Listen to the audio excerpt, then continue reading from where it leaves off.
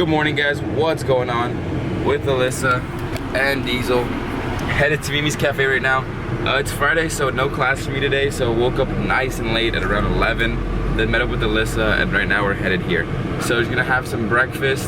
Today's like my just like relaxed day, don't count macros, just enjoy yourself. So I don't have like a real cheat meal because I don't like having like a big fatty meal usually. So I just have like a nice, like more lenient kind of day where I just enjoy the day probably once every 2 weeks, and then have like a designated cheat meal probably once a week if I don't do this that week, if that makes sense.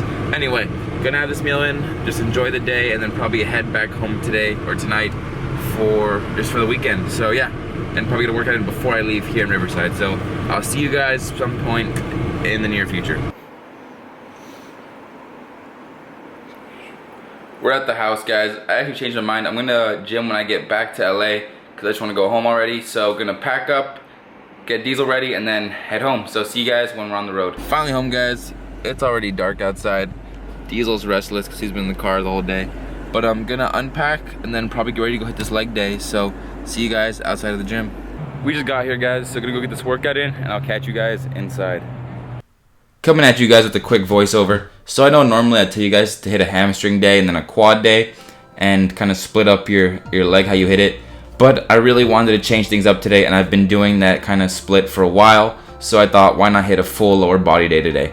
But as I will explain to you guys at the end of the video, normally I do honestly recommend splitting up your leg day into twice a week and having one focused day that's just for quads and one day that's focused just on hamstrings. Now, for this leg day, started off with squats, and I did not have my belt today, but I didn't bring it on purpose because I know if I brought it, I would just belt up for all my lifts, and I really want to strengthen my core and my squat and everything without a belt. So did squats without a belt, and the heaviest I went I think was 2 plates, and for that I did around 8 to 10 reps without a belt, which I'm pretty happy with because I've never actually gone that heavy without a belt. After that, did some leg extensions, and after leg extension I went to leg curls. The main focus, as I always tell you guys with these, is to really focus on that squeeze. I know a lot of people just, let their ego get in the way, put up some heavy weight and throw it up, and yes, you're getting it up, but you're taking so much work out of your leg. You're just using all momentum, so really focus on that squeeze at the top, and that's where you're going to see that growth, and that's where you're going to get those striations from. After my leg extensions and leg curls, I moved on to my deadlifts. For my deadlifts, I started off with stiff-legged, again without a belt, so be very careful if you're going to do stiff-legged without a belt. Didn't go too heavy. I think the heaviest I went with 2 plates again on that, and then I went into normal deadlifts or conventional deadlifts, and for that again, no belt. I went to about 2 plates I think for my heaviest set. Try to stay up in that 8 to 10 rep range. I don't recommend, and I've never gone heavy like below 5 reps without a belt, just because I don't think it's worth it, and I don't need to get to that point where I'm that strong without the belt. So just as a safety precaution, I always have the belt on if I'm going below 5 reps.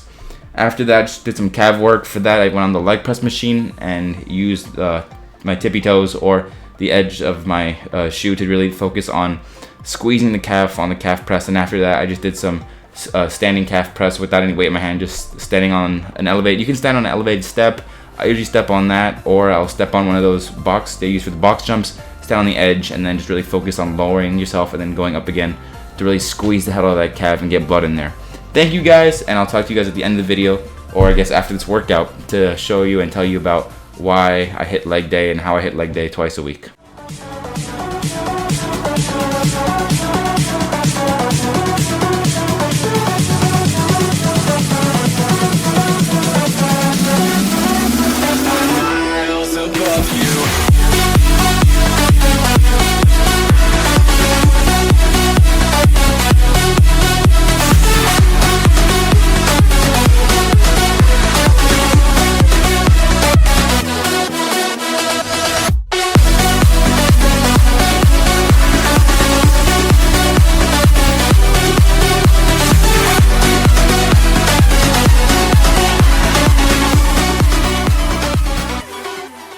And we're back home, guys. So pretty laid back day today, solid day. You guys came along for all of it. After that workout, came home and had one more meal. That meal was 10 ounces of chicken breast with a cup and a half of white rice and a cup of broccoli, or steamed broccoli. So I want to talk about leg day and why I'm kind of hitting 2 leg days a week, and the reason that I'm so focused on legs right now. So first of all, the reason why I'm so focused right now on working on legs and arms, like I've been telling you guys, is because I'm just starting my surplus, so obviously surplus means growing. So right now, during the surplus, I really want to focus on those 2 muscle groups. Now, why I'm hitting them twice a week? I have tried everything, guys. I've tried the 3 times a week. I've tried the push-pull leg split. I've tried once a week. And I gotta say, as far as seeing growth, right before I started cutting, I definitely saw the most amount of growth with hitting leg days twice a week.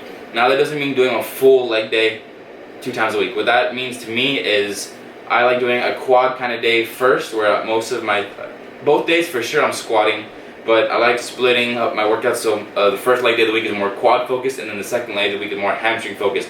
I feel like when I do my whole leg at once, I'm kind of rushing through it and just kind of like I get tired of just working on legs, so I don't like to do a huge, hour and a half long workout. And like I told you guys previously, I am trying to shorten all my workouts to only be about an hour to an hour and a half at most.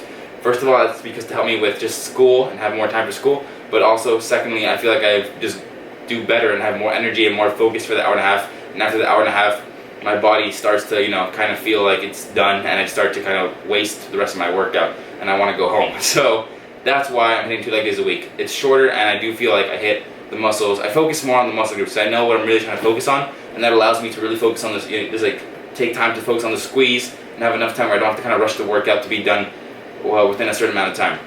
So try it out. Definitely recommend doing a hamstring day than a quad day. If you're gonna do it for quad day, I'm definitely doing my squats and then my leg extensions and probably some other kind of pressing movement with calves. And for my hamstring day, I'm doing the squats again, deadlift to work the hamstring, and then leg curls to also work the hamstring, and then also throwing in calves again because I also want to grow calves. Another kind of focus of mine. So anyway, that's why definitely recommend you guys try it out. Let me know how it's going for you. If you have any questions, like always, feel free to hit me down in the comments or to message or email me privately. All of that stuff is down below. Last thing I want to say is thank you guys for staying with the channel and just helping the channel grow. Thank you for sharing the channel with your friends and family and all that. And if you liked the video, please like and subscribe if you have not already. And I'll see you guys in the next video. Good night, guys.